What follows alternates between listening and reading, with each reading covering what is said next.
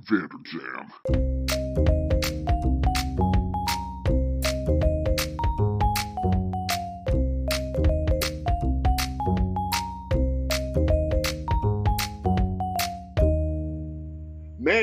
Mayor, what do you want? Hopefully a new episode of the Vander Jam, because you're getting one. Hello, it's the Vander Jam. As always, it's me, Mayor Howard Vander. And as always, you can find me living over on Twitter at Vander_I am, with links to everything I'm working on over at linktree.com/Howard Vander. First and foremost, happy Easter, everybody. Coming to you a day later than usual, but I mean, everybody else got a holiday. Why is the mayor any different? Turns out he's not. Aside from the fact where I host the Vander Jam, and unless I'm listening back to this one, you do not. Speaking of people who listen to the Vander Jam, though, we're coming to you with an interview this time. I gotta stop making it sound special because I do it more often than not. But I do have some solos coming along because I've been watching a lot of anime and I have much to say about it. Thankfully, that's not what we're talking about this time. Instead, I'm sitting down with your friend and mine, Matt Bastard, who can be found over on Twitter at Matt Bastard with 3 T's.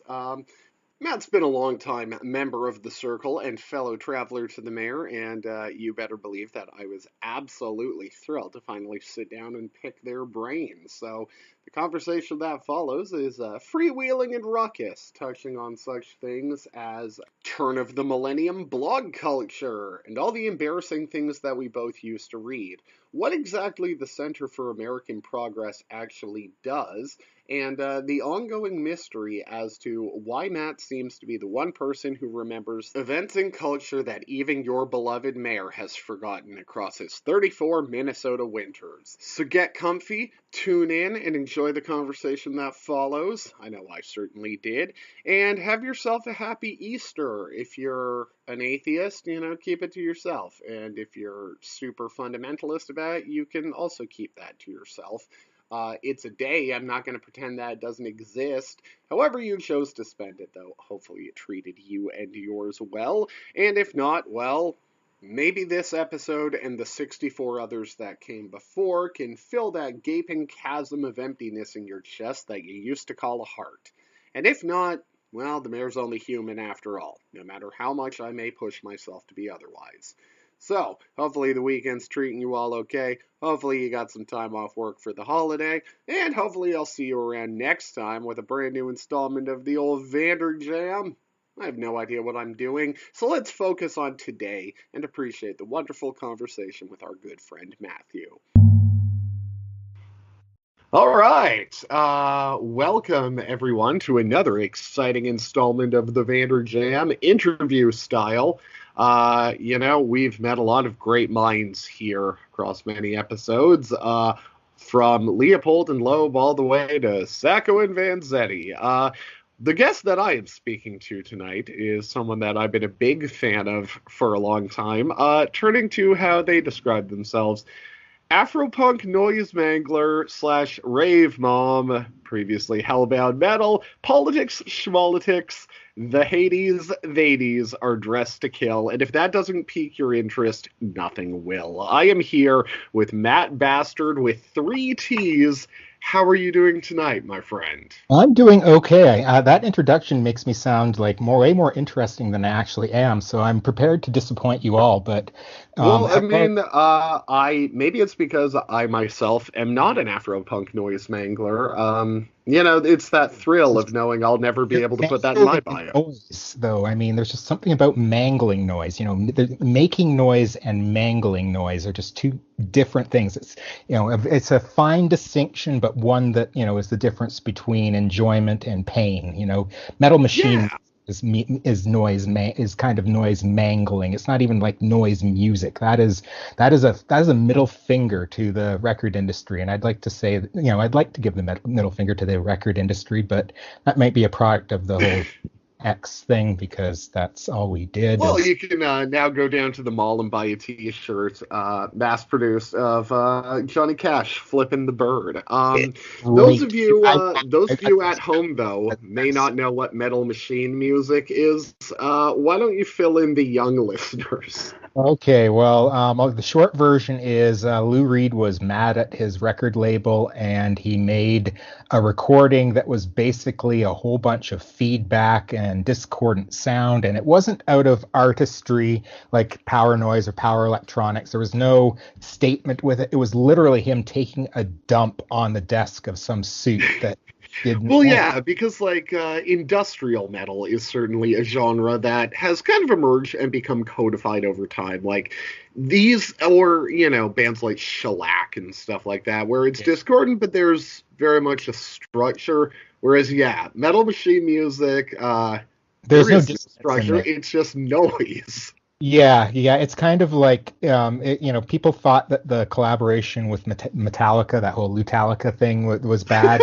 No, the Metal Machine music is Lou, not even at his worst. That's just him at his the least fucks ever. He actually enjoyed both parties, from all I can gather. Like everything I read and saw, like apparently Lou and Metallica got along great, and that's why they did it. And they're happy with what they did because they got to fuck around with Lou Reed in the studio, and he got to jam out with a heavy band. Because weirdly enough, Lou Reed liked to rock out like live. He has this, Yeah. And I literary. mean, like, because there's that image of him as like this inward sensitive, like sort of bright-eyed singer that if you only listen to like Velvet Underground and Nico, you would certainly get. But like even across the Velvet's discography, like the sort of famous maybe not true anecdote about Loaded, their last studio album, where they said that Lou Reed couldn't write a radio hit, so he just said to hell with you guys, and he made a whole record of radio hit type rock music.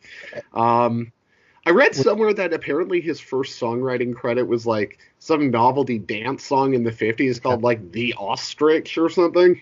He worked at the Brill Building. He was just another schlep at the content mill. Like there've always been content mills, and music was a great one. So he was along there with Carole King, schlepping out whatever the fuck they wanted, whatever type of music there was to do there. That's which explains some of Lou's lyrics, because some of them, Yeah, it it explains some of it's just entire like, albums it's of his. like even Satellite of Love, like it's like if you look at that, the lyrics without the music, the melody and all that, it's just like, what the fuck am I reading? That's not Dylan. But unlike Dylan, when you put it to the music, suddenly the words work, and that's where that's the brilliance of Lou Reed. Is he wasn't just one of those literary, English lit guys trying to be the next Dylan.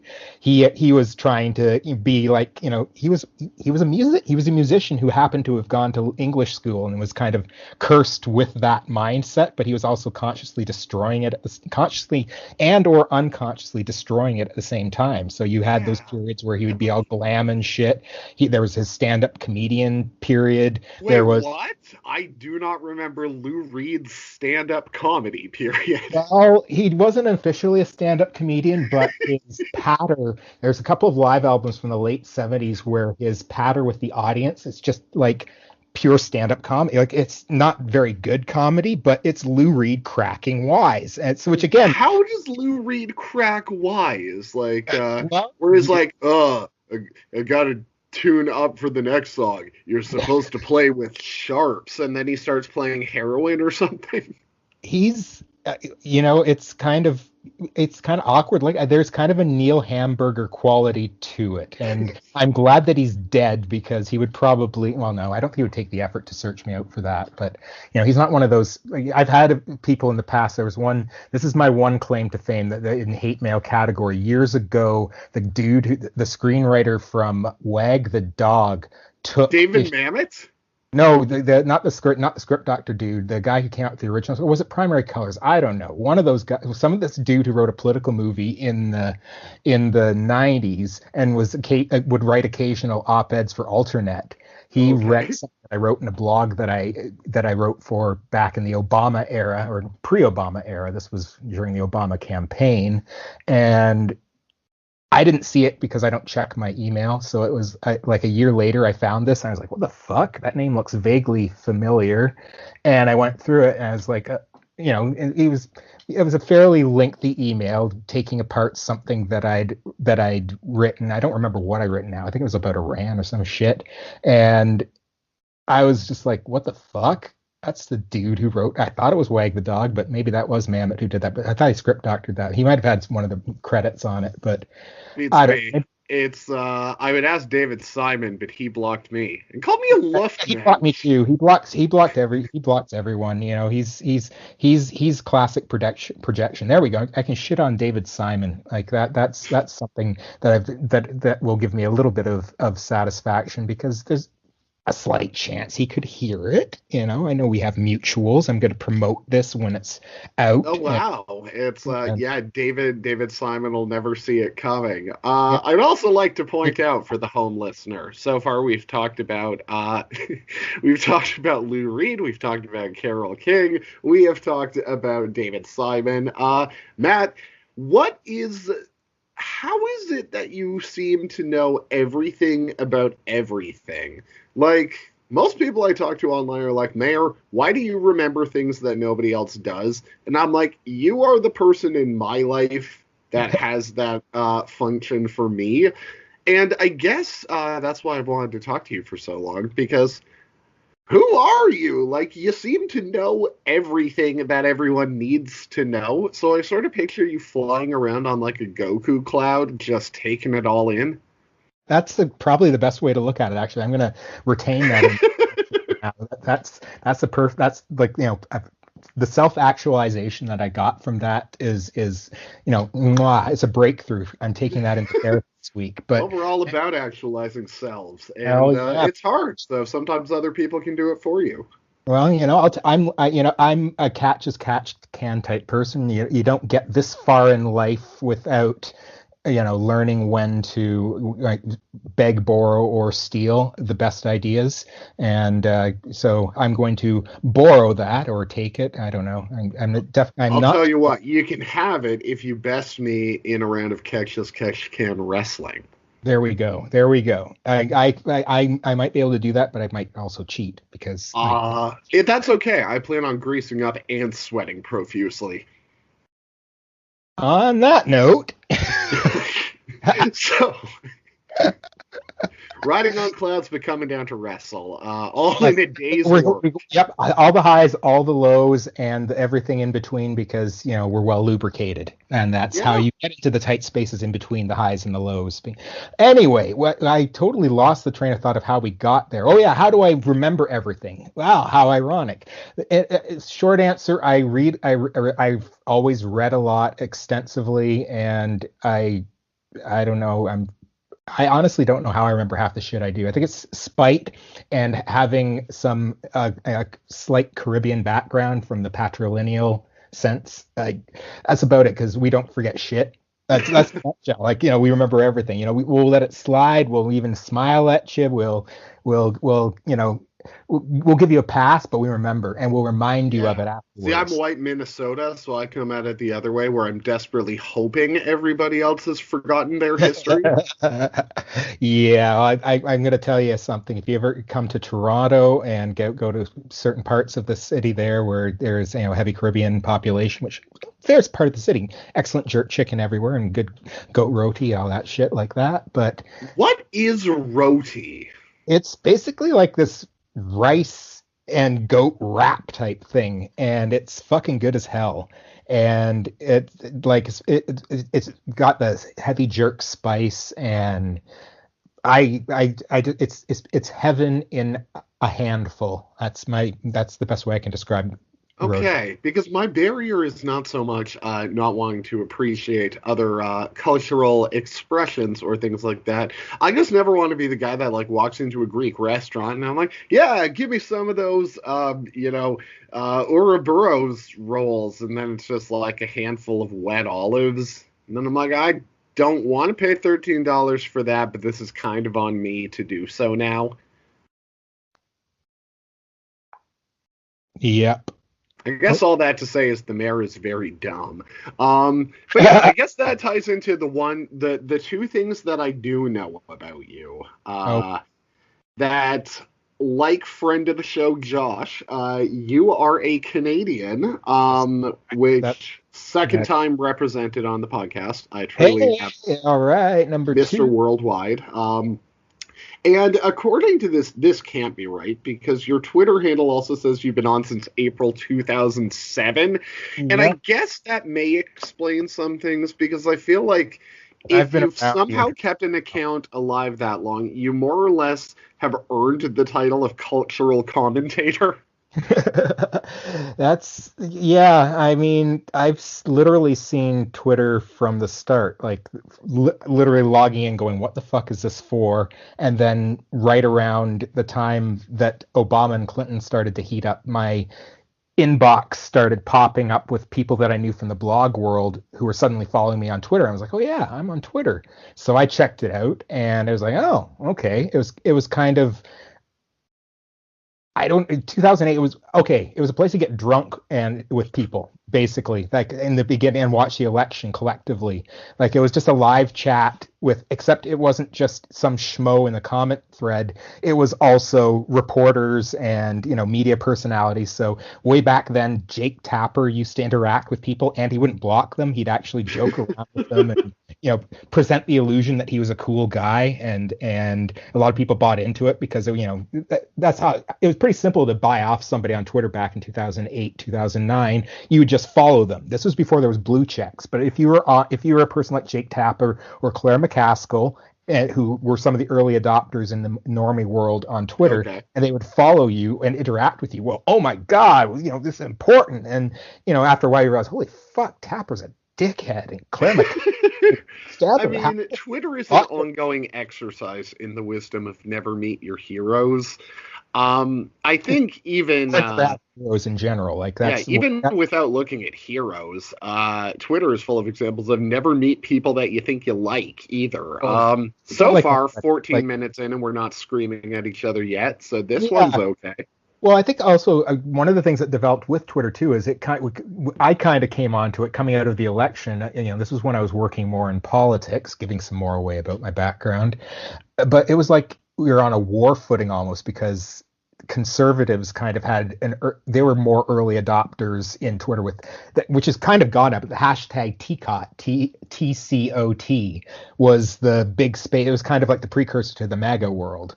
Oh, And right. And what was yeah, you that? remember kind of down True at the time. conservative on Twitter, was it? Yes, exactly. And so one of the early things I did was collaborating. This is fucking ancient times. It was some people in the Center for American Progress. I guess I have this is my Center for American Progress story. Oh, One of wow. You got the big fat Nira check?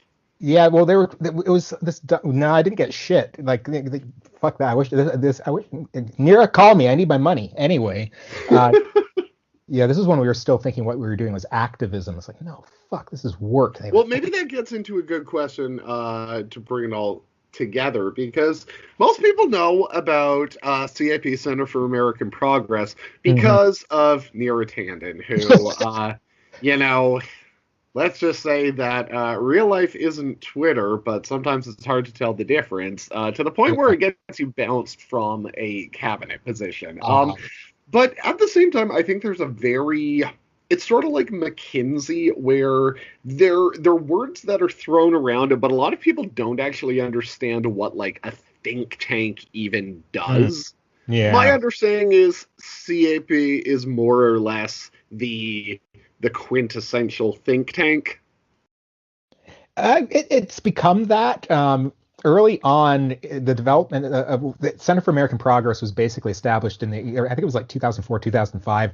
This was around the time that Bush got reelected, and the left, or let's say center left, this is all in air quotes because it Yeah. makes The political. radical left, as represented by John Yeah, Kerry, yeah. It was I basically can't found. believe he reported for duty at the convention, and it still wasn't enough.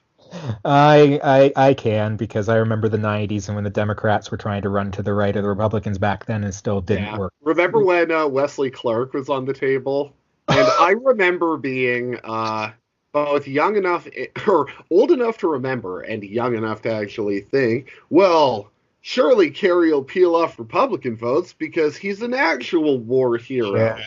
I remember. Well, do you remember how people also said that McCain himself was kind of letting the trial balloon float, but there was a lot of people that were hoping that John McCain was going to break with Bush and run as Kerry's vice presidential I do candidate. remember that, Yep. which, whew, holy Yeah, that gosh. bipartisan wet dream that they never want to let go of. That's never ever going to happen, but Yeah, they wanted it's to make it you happen there. file But that under things John Kasich probably thinks.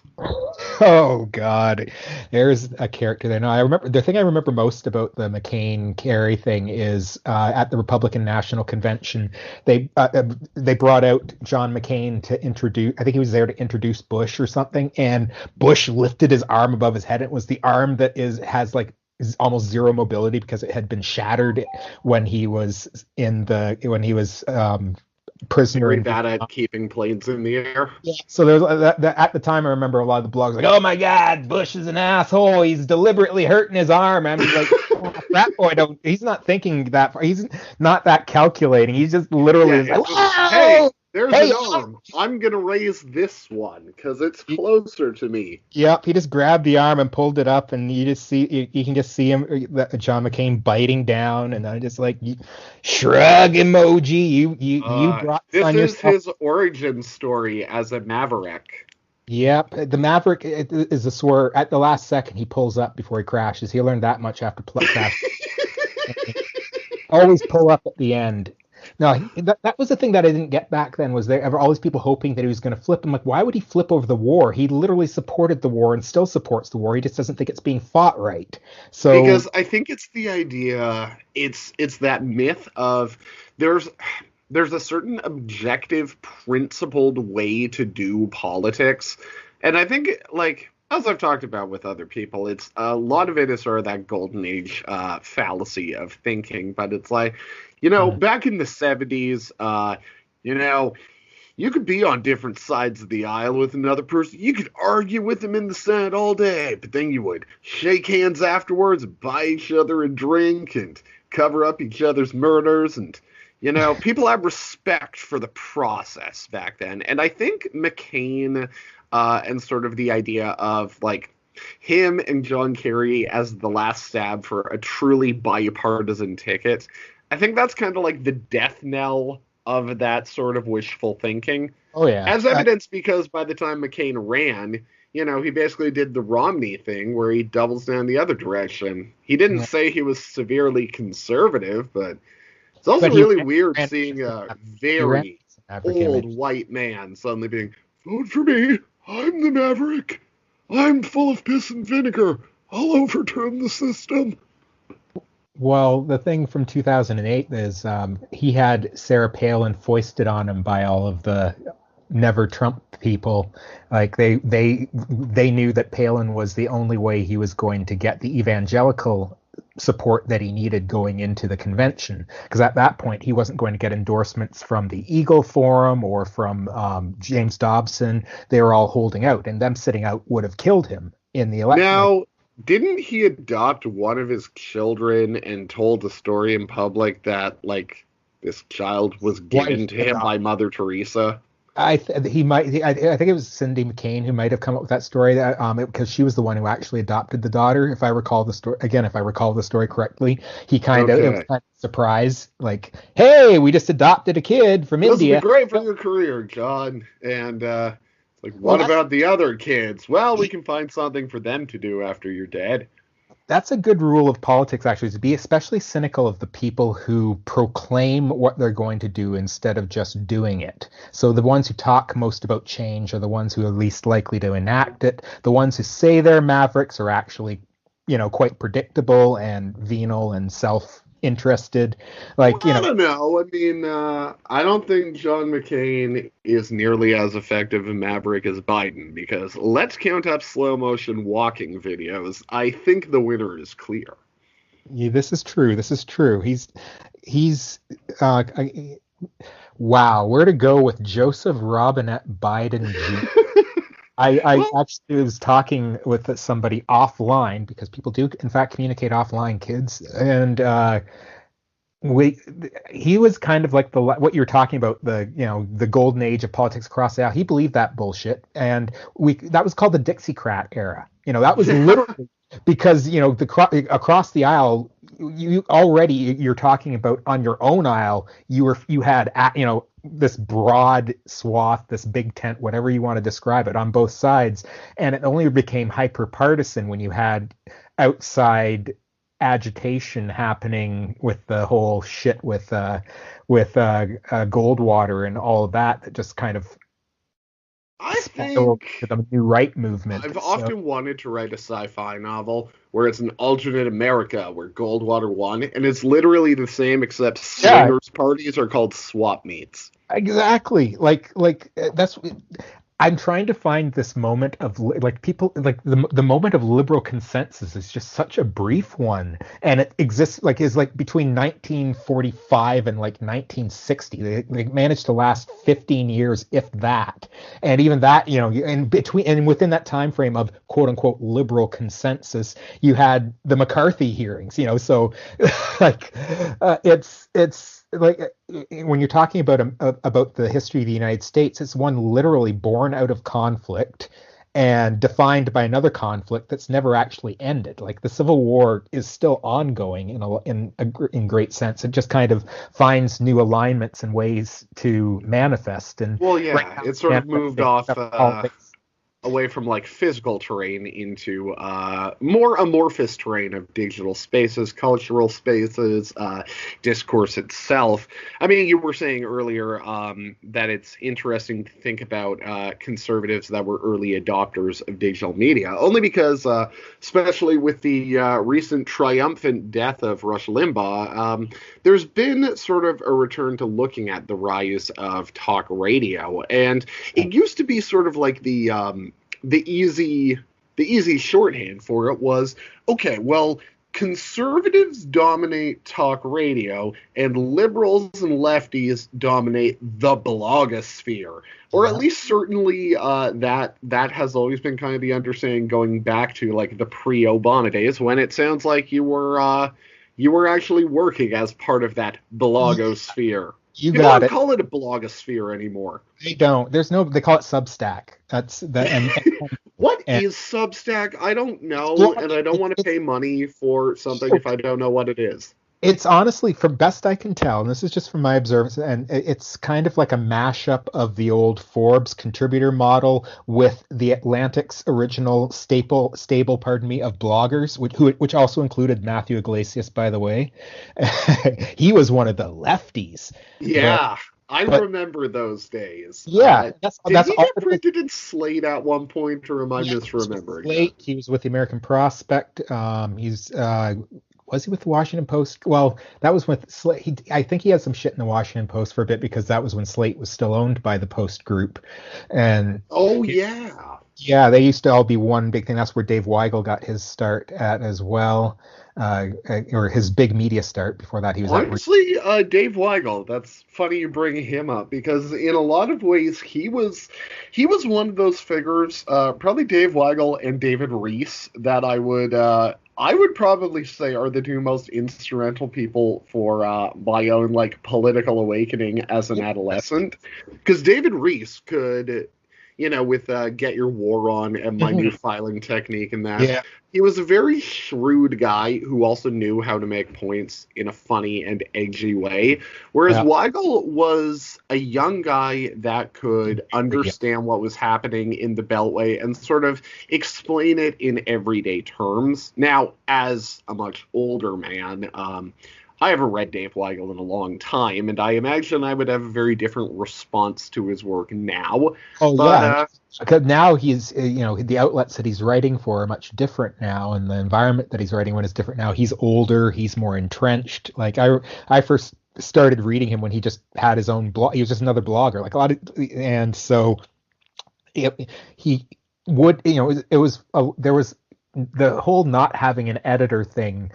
It can be freeing in the sense that you can write about whatever you want in a manner that you want whenever you want it, but it also does lead to lot of can lead to unprofessional shit. Like when Yeah. there's liability involved, then obviously, editor is kind of like the bait. If in tech terms, maybe if Substack, if we explained it to them as these are the beta testers of the product that you're going to put out to market, and before the end user receives the product, would you send a software application out that hadn't been beta tested? No. Well, blogging is putting an app out without any beta testing. It's going here. We're go.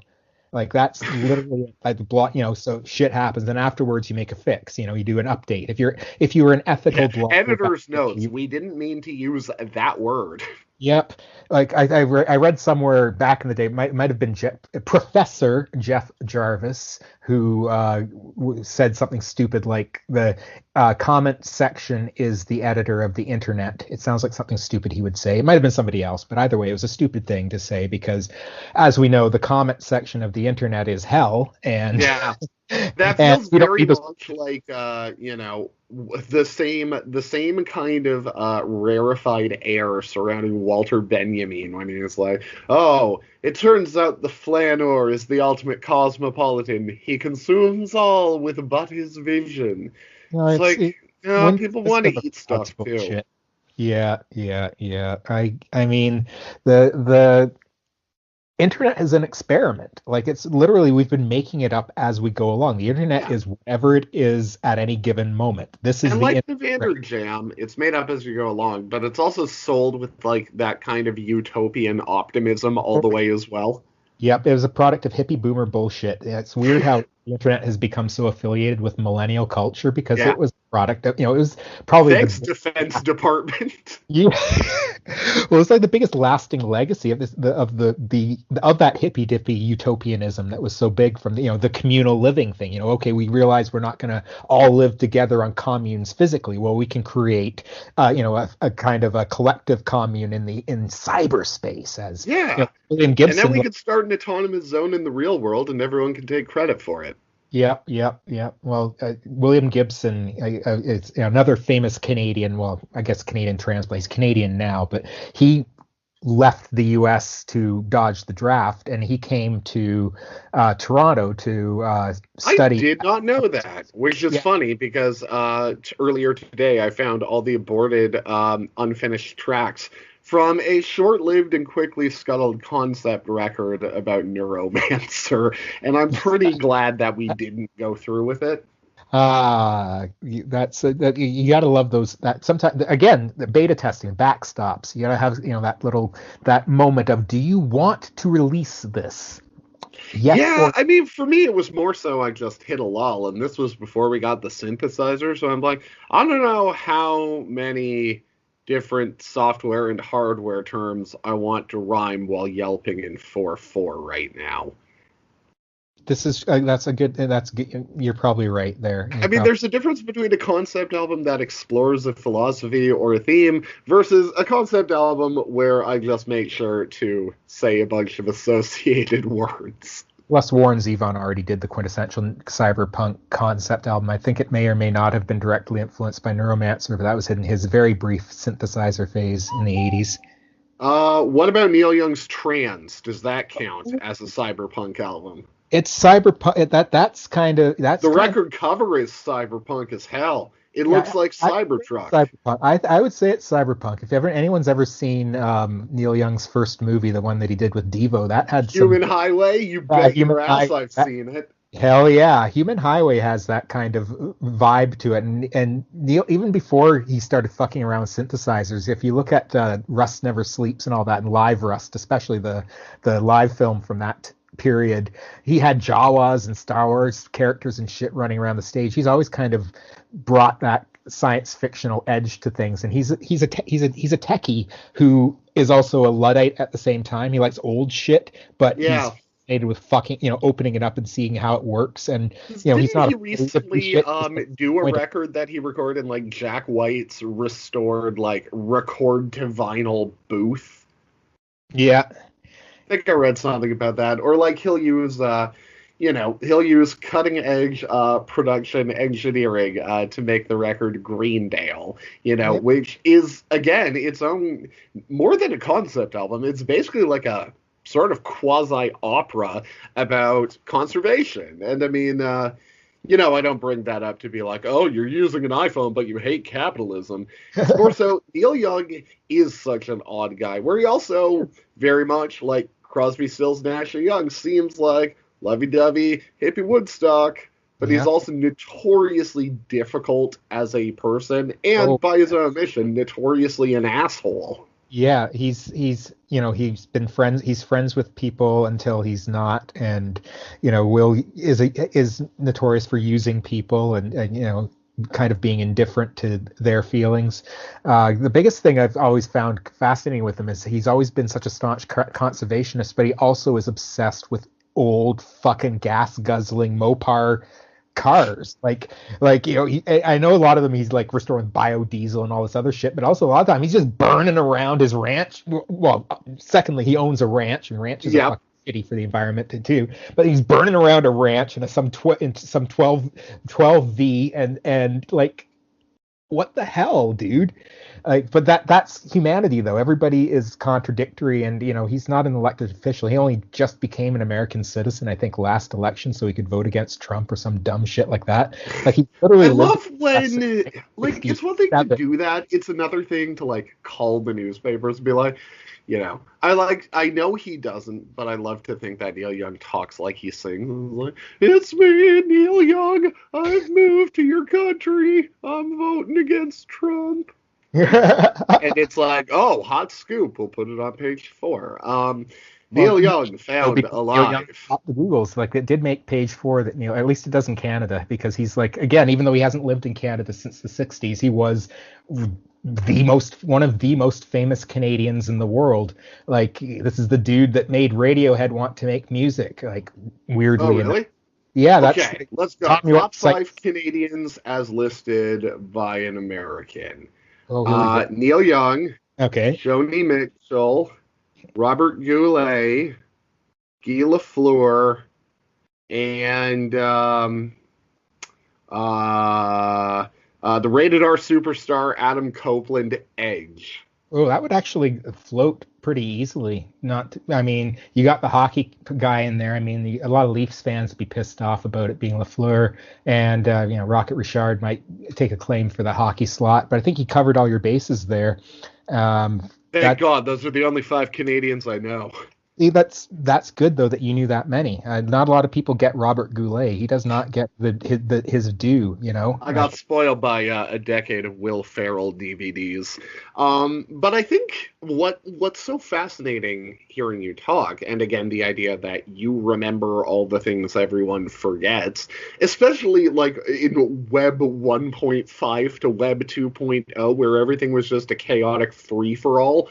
Like, I remember reading old salon blogs and being like, who's this Glenn Greenwald cat? And then everything that follows after that.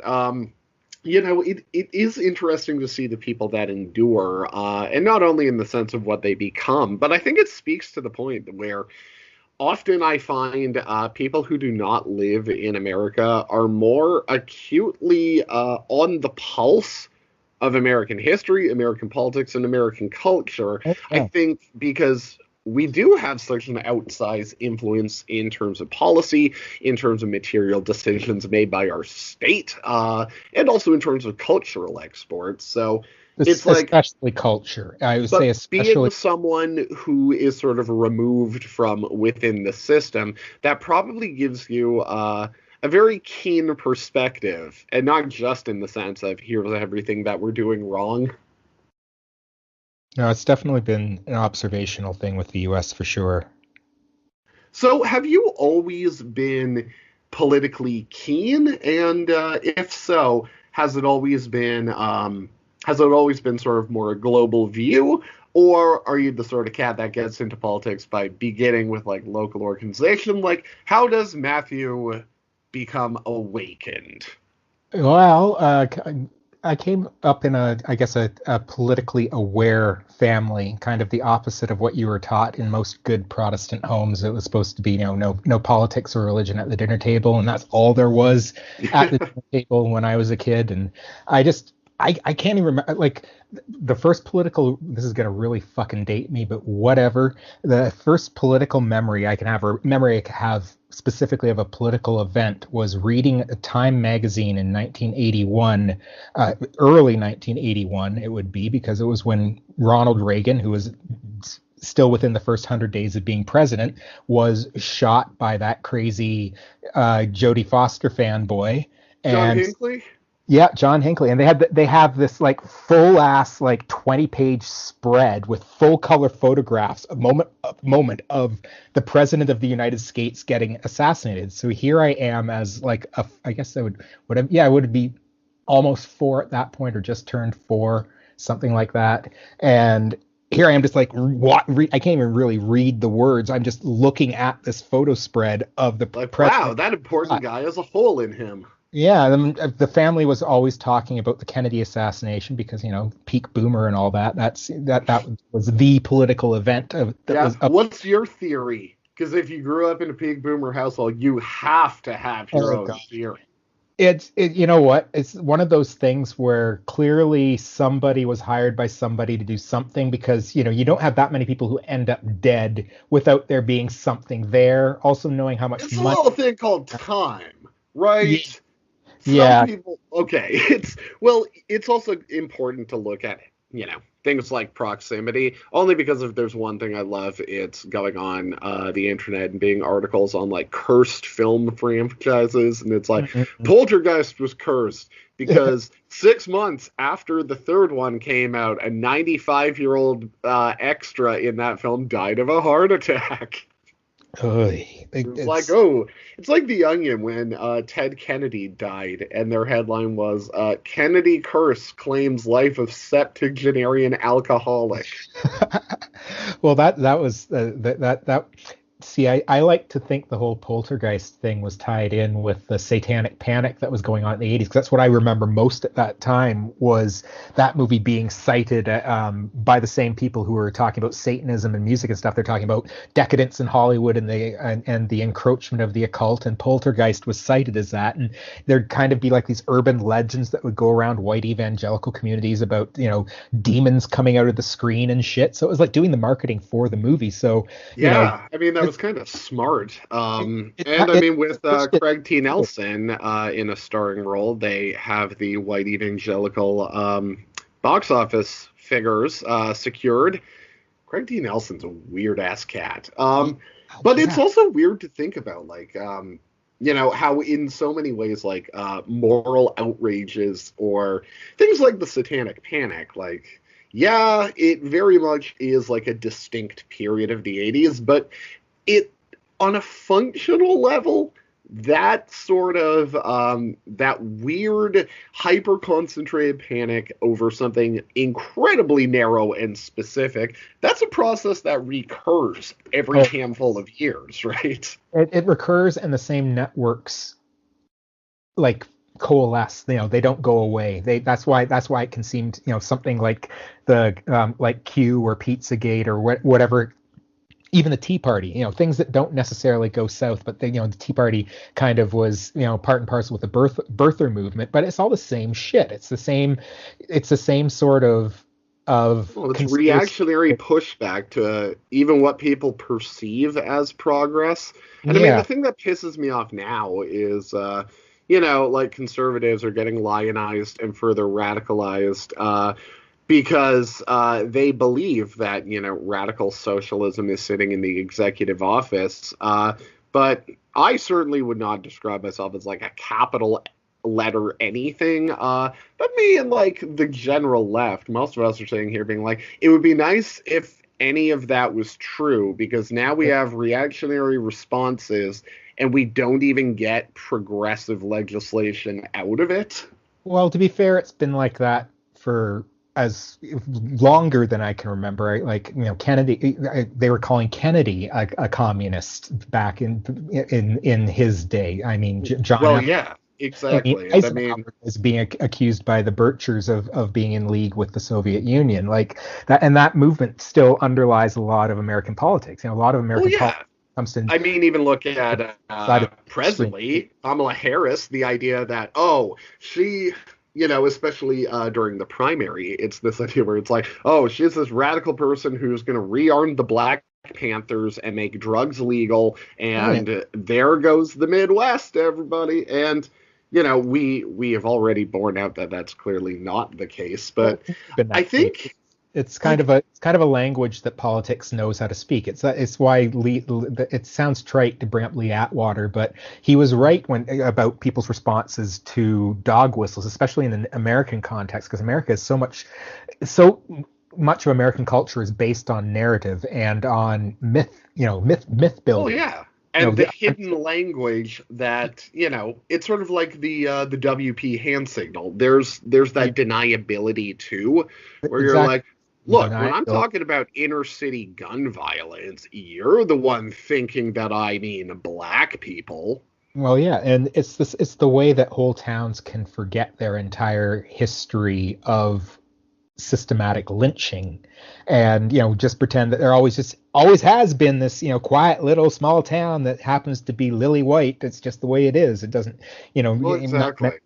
and the It was a America's peaceful recurring. town before integration, and it's like Yeah. that's because you weren't an integrated town. And things were only not peaceful because white people started victimizing, everyone who integrated. Anybody who wasn't white, and got to remember the mutability of whiteness, and as a concept throughout in the American context throughout the growth of America. Like at one point, Swedish people weren't considered white.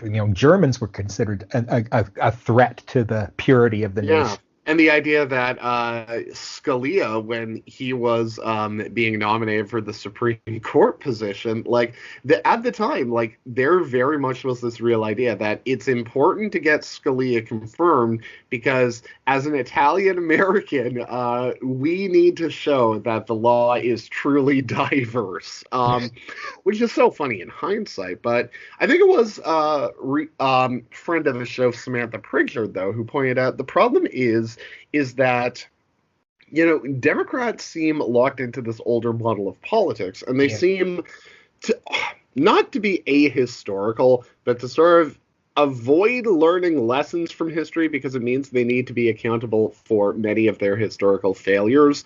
Oh, But it's definitely. sort of the idea that as long as we make concessions to the other side, they will see that we are reasonable and they will join us under the name of sensibility. But as you're pointing out, whether the satanic panic, whether it's pushing back against FDR, whether it's, the birther movement or that, it's like time and time again, all we see is that whatever you're offering, it's never going to be good enough. Yeah.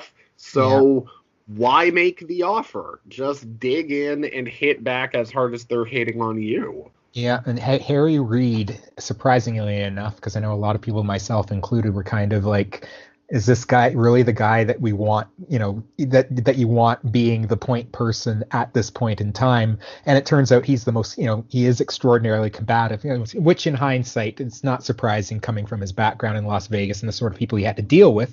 Coming into politics, that's really the Do you mindset. remember when his eye got all messed up and he said it was Yeah, from weight equipment, but everyone's like, did he get the shit kicked out of him by the Vegas Mafia?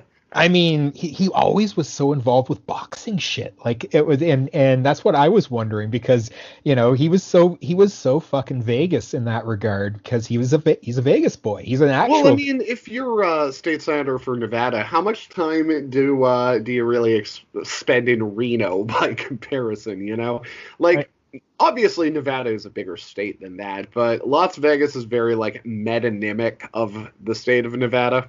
yeah, yeah. Well, it's kind of interesting because Las Vegas is yeah, Las Vegas is its own island with it's like kind of like mini California in that it's a big urban area, but when you get outside of that urban area, it's a weird ass state. It's kind of more like Utah than anything else when you get Yeah, away. it's where Stephen King's Wasteland and T.S. Eliot's Wasteland collide and have a baby wasteland. Yeah, it was the greatest trick the devil ever pulled was putting a resort in the middle of the fucking desert where they were blowing up the atomic bomb. Well, I mean, at least it was cheap enough location shooting for Howard Hughes. This is Who true. is another fantastic American success story. Wow. I, I this is you're getting into why we find America fascinating is because like the internet, America is just kind of making it up as it goes along, up to and including retconning its own fucking beginnings, middles, and the endpoints, what have you, goals. Like, and people will believe it because America is more of an idea than an actual physical construct. It's the Well, yeah, ultimate. it's like how The Aviator, even as a film, is a great case in point. Because if you watch that film, you would think Howard Hughes was a dashing young visionary who lived fast and presumably died young and divested himself of TWA. And there is absolutely nothing about the actual interesting parts of his life, namely the last 20 years. Yeah, yeah, nothing about the fingernails. Like, what the fuck? Yeah, it's you get more of that from the one episode of The Simpsons than you do from a 2.5 hour biopic. That's Uh, why I find biopics just inherently suspect, and I also think it's deeply weird when there's a biopic of a person who's still alive and will likely yeah. go on to live for a long time. Because it dawned on me recently, whenever I think about Mark Zuckerberg, I actually am picturing Jesse Eisenberg. A lot of people are when they see what he looks like now. They're like, "Are you sure that's not his wax mannequin? Not Madam, what is happening to him?" Like what I'm gonna get sidetracked because this is my brain sees the squirrel of the tech I don't guru. know. We've been pretty focused these last 45 minutes. Good. Well, the tech guru who deliberately looks shitty. I don't get that. Like, I understand. I understand. Like, Jeff Bezos, who gets jacked and all of that. But what the fuck is up with Elon Musk? Okay, he got the hair plugs, but like not to He also body. stole Tom Hardy's mouth. Yes, yes, but he's got the dad bod happening. He stopped giving a lot of fucks when he got more online, and then you have what's happening with Jack. Like, he's basically trying to cosplay Steve Jobs, like, which is weird, and ultimately probably why everybody is so keen to continue working from home at Twitter. Because can you imagine being in the office with that guy? I've heard He tales. strikes me as the kind of guy who would spend lunch hours playing guitar and making the staff listen. Yeah, well, I mean, he used to work the door at Gilman Street, so I mean, enough said. Like, he's one of What's those. Gilman Street? Gilman Street was the famous all ages club in was it Oakland or San Francisco? I don't know. East Bay, we'll just say. That Okay. I know Green. almost nothing about California, considering the number of people I've interviewed from there. Yeah, Gilman Street. I forget the number now. These are the little things I forget. But it was kind of a space where bands that were kind of associated with the pop punk scene. Operation Ivy is another band in that scene. Ooh. Played there. See, I knew that would pop you. You're everything. As soon as you say tell a 34-year-old about Operation Ivy, and oh yeah, now I know. Well, 1998. Especially this 34-year-old. Yeah, it's the mayor Howard Vander, Minnetonka Beach, surfing. Yeah, I mean, my early Twitter persona was the last true king of punk rock, and then I became a mayor, and then my bands broke up, and now I just do a podcast. So kind of like the trajectory of Handsome Dick Manitoba, minus the professional wrestling. Yeah, exactly. A lot of people say that I'm a tremendously handsome dick, whether on or off the air. I just remember, the electronic musician Caribou. He used to originally be named Manitoba, Manitoba? but he got sued by Handsome Dick Manitoba for the rights, so he changed the name to Caribou. I'm like, it's a fucking province in Canada, Yeah. and he's Canadian. What the hell? But anyway, Well, at the same time, it gets into things like the band America, who I mean, they're talented enough, I guess. The he soundtrack definitely for sounds The like Last moving up. Unicorn is a low-key banger, but Oh, I feel like I can only take a band so seriously when they have a name like America. Only because, like, I just pictured them. Well, guys, the record's done. What are we calling ourselves? Well, let's just open a map and point to the first landmass that our finger lands on. Oh, it's America. We're called America. Can so we be called Boston? No, that's somebody else. yeah, and then Bread was just making a sandwich, and like, oh, Exactly. But I mean, Sugarloaf was making brioche, I guess. yeah, I'm like, why on earth would I pay money to listen to a band called Sugarloaf? yeah, and then of course, you had Joy Division. I mean, okay, so it's kind of fashy, but there were Warsaw and New Order. I mean, I I love. sense a theme. Hey, wait a around these guys. it's funny that you're talking about retconning, people trying to deny the fascist illusions of both Joy Division and New Order. And if you look at the old promotional artwork from the early days of Joy Division, it was like literally fucking Hitler Youth dancing Well, around. yeah, Like and I that was mean, the like way the the scene was. Ramones, they sort of do it too, and, like talk A lot of about Nazism and that, but in a very with Hell, different the Dead way. Boys. Swastikas was I can remember even well into the 90s the swastika being, you know, far more prevalent in popular culture than it is. Now it's kind of like, the ultimate, it's the N word of symbols, shall we say. Yeah. Whereas, And like in the 90s or the 80s and even the 70s, it's almost like that idea where it's like, well, this is our signifier to show that we're against the grain. We're yep, cheeky. it We're was holding up the swastika because that's what we think you edge are. original edge lords were the dudes who were who got Nazi tattoos in the 70s. Half of them weren't even a lot of them weren't had no they didn't know shit about history. They didn't have A&E back then. They didn't wake up at 7 in the morning before school and get, like, the Nuremberg address over breakfast. Like, Oh yeah. But I mean, they that's always so odd when you get people who are like, you can't tell me that I'm a Nazi because if you've read foundational works like Mein Kampf, you would clearly see that I differ in the following five ways. And it's like, yeah, that's you dog. sure have read a lot about foundational Nazi theory. Well, talking about Canadians and greatest Canadians, and maybe the opposite end of that, but as Americans know him, dog shampoo guy, or as Canadians know him, Jonathan Kay.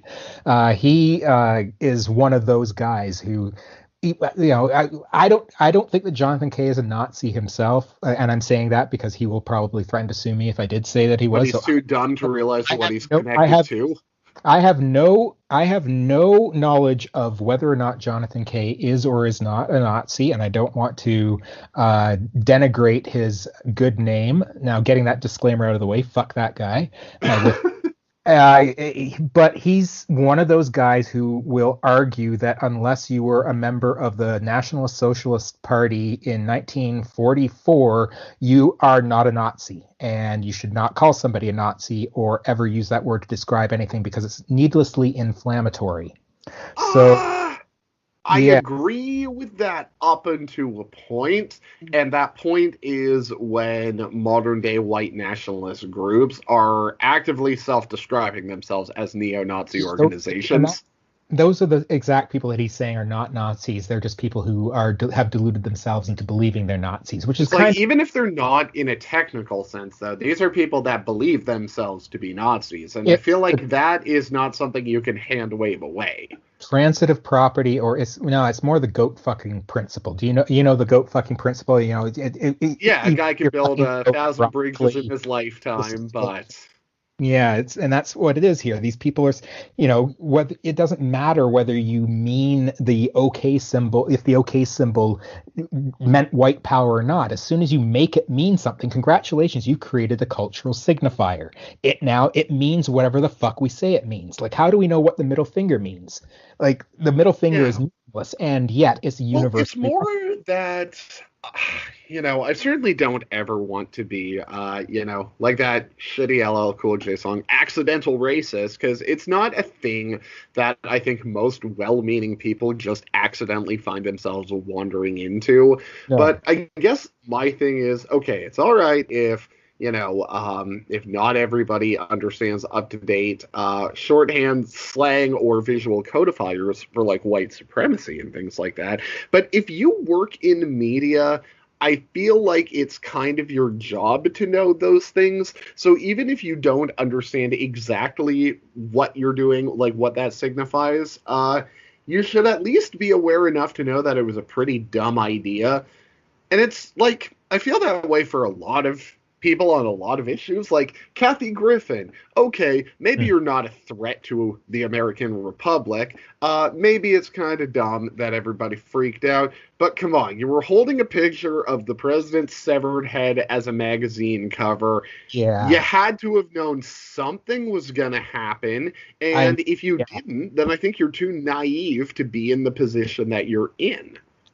Well, a very much a stand-up comedian, and as I'm sure you've observed on Twitter, stand-up comedians once they're off stage don't. Don't know what to do with themselves, so they talk about politics. Yeah, and then they get really defensive when people actually push back on them, and then they fall back and they stop being funny and just start being whiny and self-pitying. And she kind of went on that wah wah, nobody's will take my calls tour like afterwards. I'm broke. Honestly, I kind of prefer that to sort of like the Patton Oswalt vibe of, yes, I am smarter than all of you, aren't I?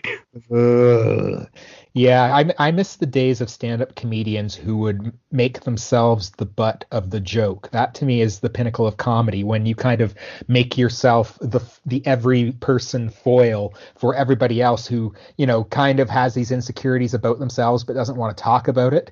Like I love self-effacing comedy. It's comedy that punches down or even punches outward, period, to me is coming from a place of defensiveness and like Bill Maher, for example, like that Oh, dude God. has Bill Maher, the used to science have guard? a comedian, but he's an example of of somebody whose comedy suffers from the fact that he absolutely is a pure total narcissist.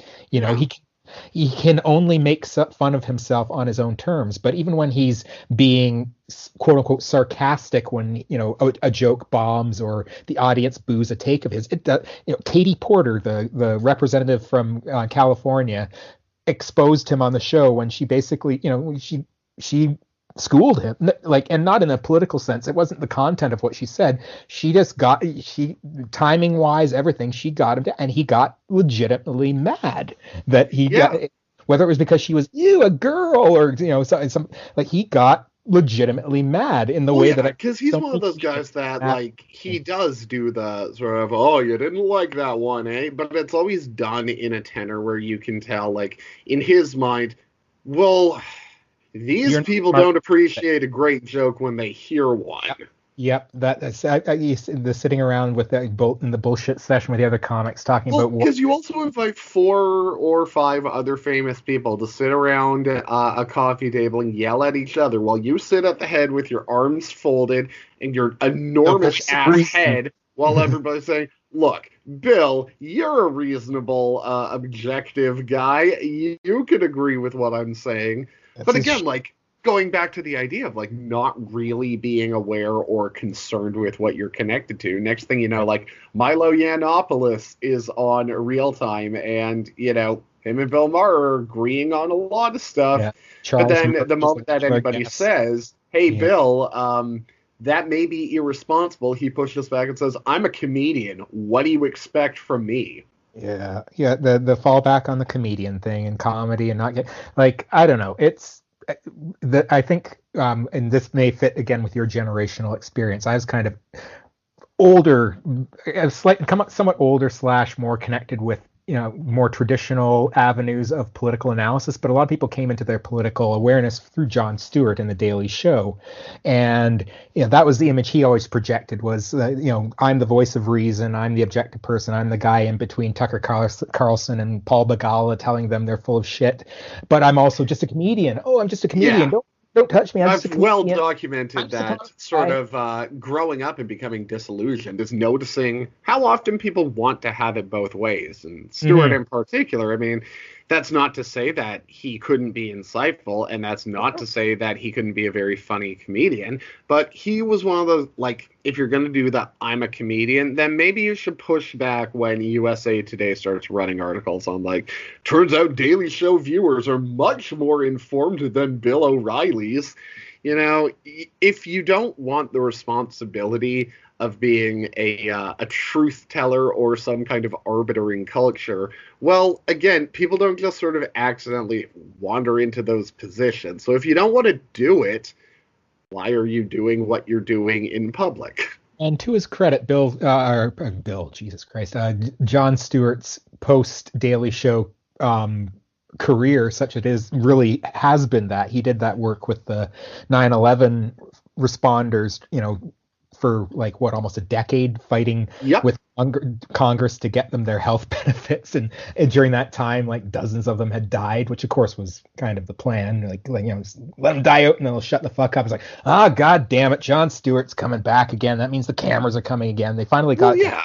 And I last. mean, I think his more recent efforts, like that seems to me to be a very effective balancing, because he's using his stature and sort of his platform, but using it as a lever to advocate for the dispossessed or Yep. the less possessed than he is, without doing it with a view to releasing a Comedy Central hour-long special on how comedy saved the first responders. Yep. He's doing it old school Jane Fonda style, where he's using his celebrity as a wedge to open the door, to give a platform, to give space on the platform for people who need to be heard but would be shut out otherwise, or would not get the projection that he allows them to have. So he would Oh, go yeah. on to these appearances, but he would always bring representatives from the organizations that were representing the first responders from 9/11. And he made to the point where they became celebrity, well, not celebrities, but recognizable figures in and of themselves. In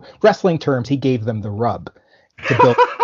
That, Everyone that's sooner or later outs themselves as a wrestling fan. Oh, we didn't get into the wrestling for this one, and folks, but yeah, I Well, I know for a fact that it's only a matter of time before you come back. But that being said, like, yeah, I think, though, Jane Fonda, Jon Stewart, in the end, making the right decisions. There is nothing more outrage-inducing, and thus, because there's nothing more inscrutable in the modern world than somebody in media doing something without self-interest being the primary reason for doing it. yeah. Um, and I mean, obviously, people benefit from some way because everything is participatory. When you're dealing with the level of people and the images of those people being actual material commodities, and like a celebrity naming or lending their name to advocate for something does make a material difference. It makes a So huge difference. it's nice to see, though, that not everybody is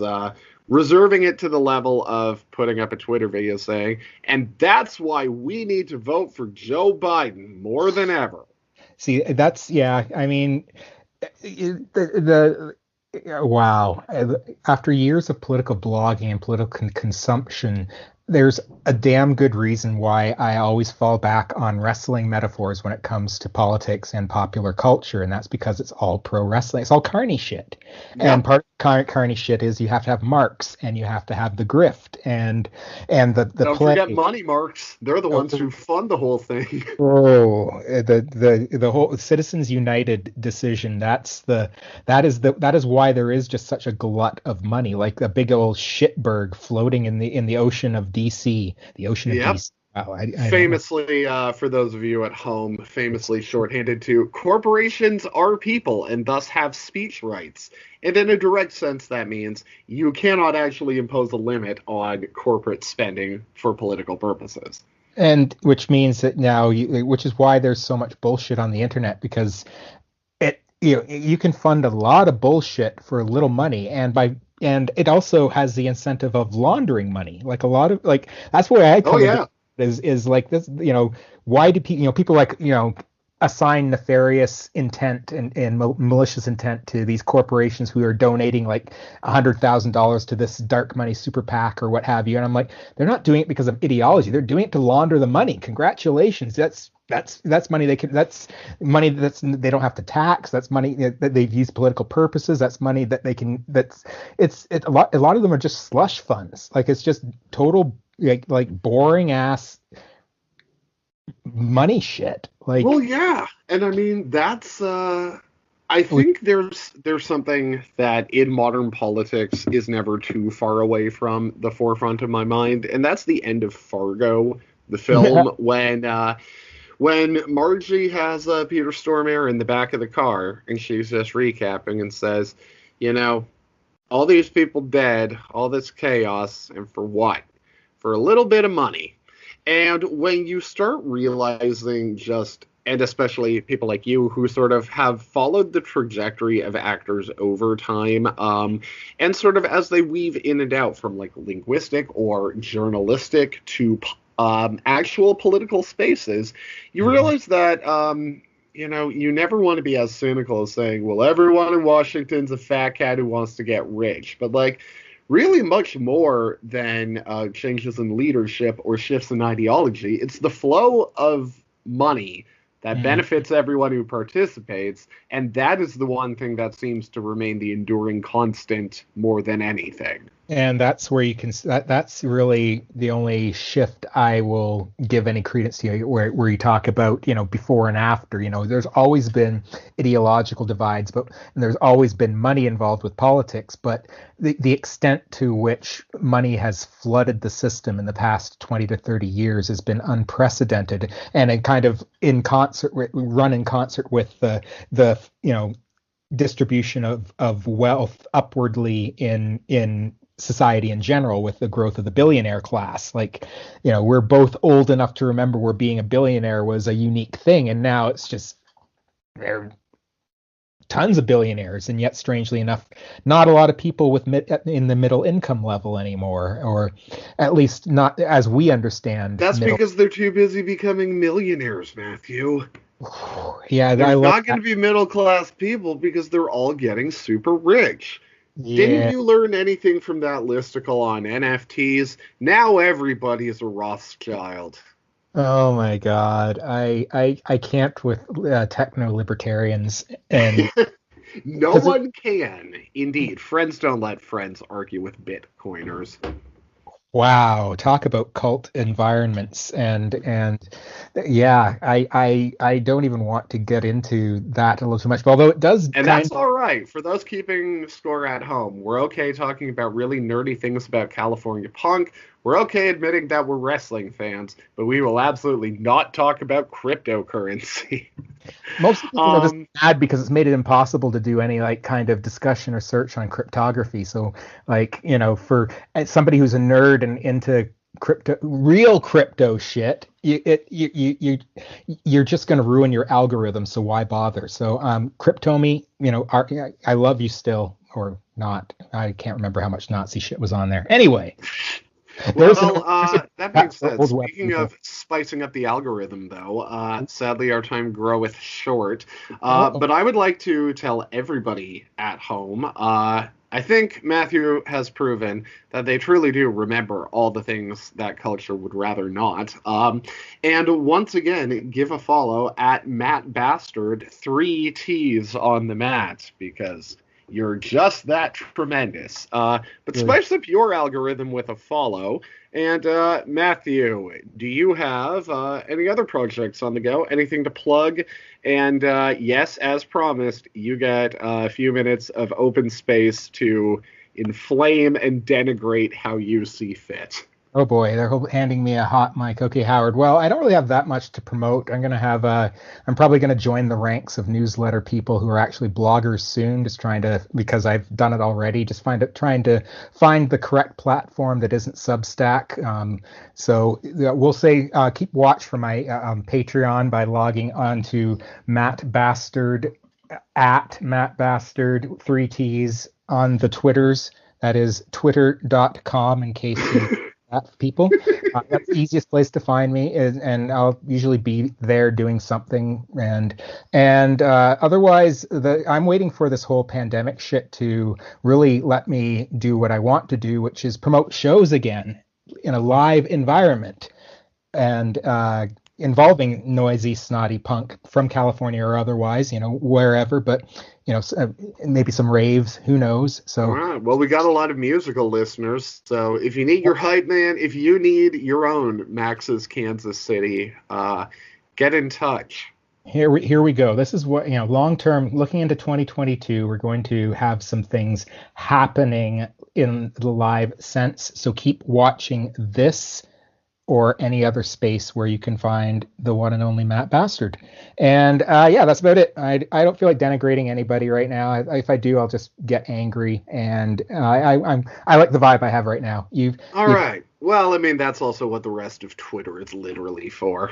Yeah, I'll just log on and get mad once we sign off here. So here we go. Well, between the always mads and the never mads, we eventually find ourselves a happy medium.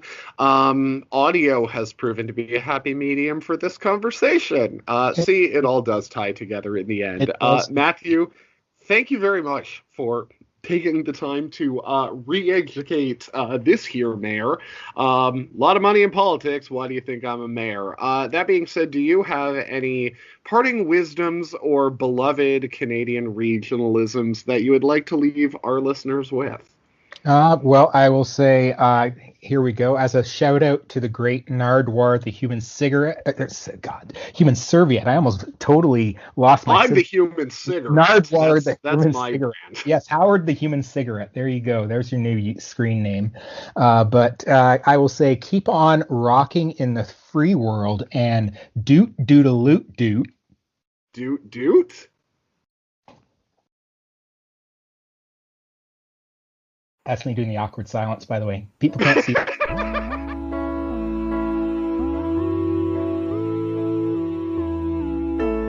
They say that the world will end in fire, but that is impractical, and they say George Washington never lied, but that is impossible, and it's hard to tell if you truly are the prophet of your age, or if what you need is a stiff drink in the hospital.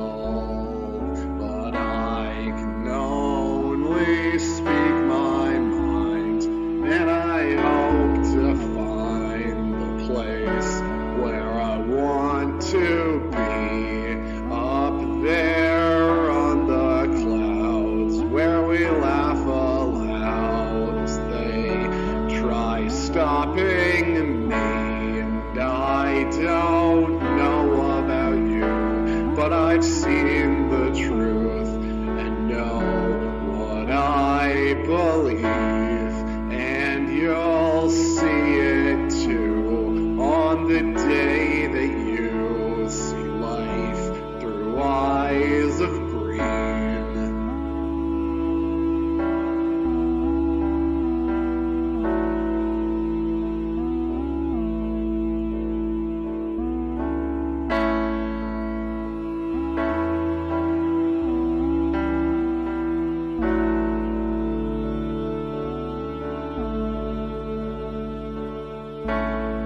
They say that history is a veil, letting calloused men disguise.